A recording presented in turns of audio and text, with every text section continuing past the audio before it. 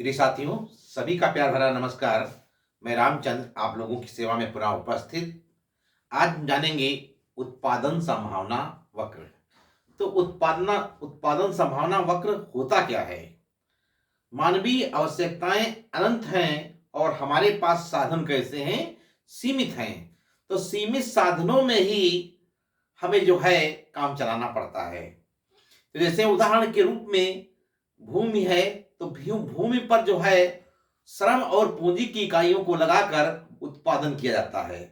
तो उत्पादन संभावना वक्र में सबसे पहले जान लेते हैं अनुसूची। तो अनुसूची क्या है?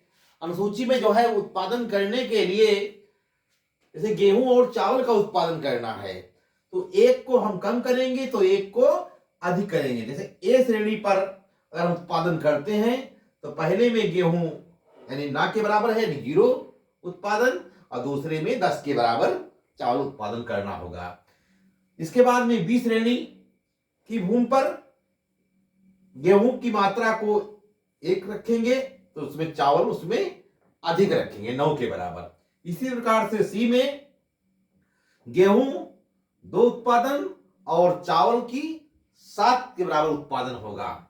डी में 3 के बराबर उत्पादन और चावल 4 के बराबर उत्पादन, और ई में गेहूं 4 के बराबर उत्पादन, चावल 0 के बराबर उत्पादन होगा। कहने का मतलब उत्पादन संभावना हमें अनुसूची ये बताती है कि अगर हम उत्पादन करेंगे तो एक वस्तु को हम उत्पादन कम करेंगे तो एक वस्तु का उत्पादन हम अधिक करेंगे।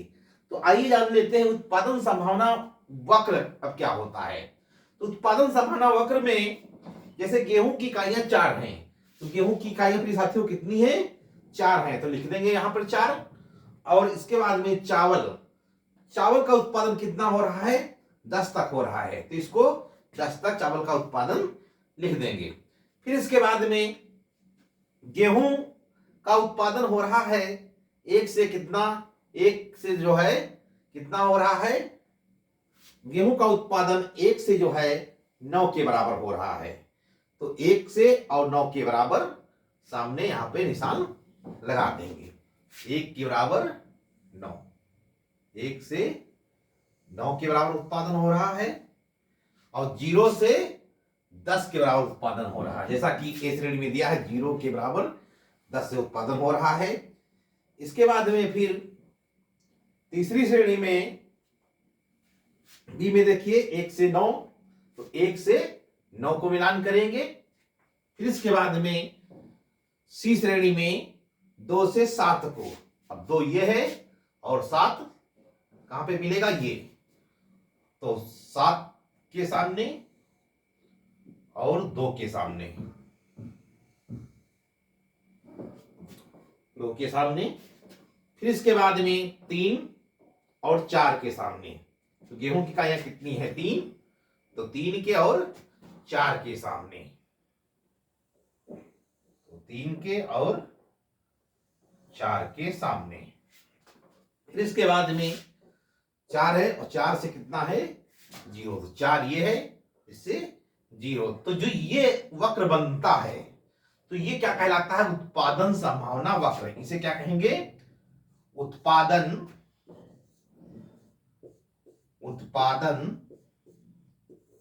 संभावना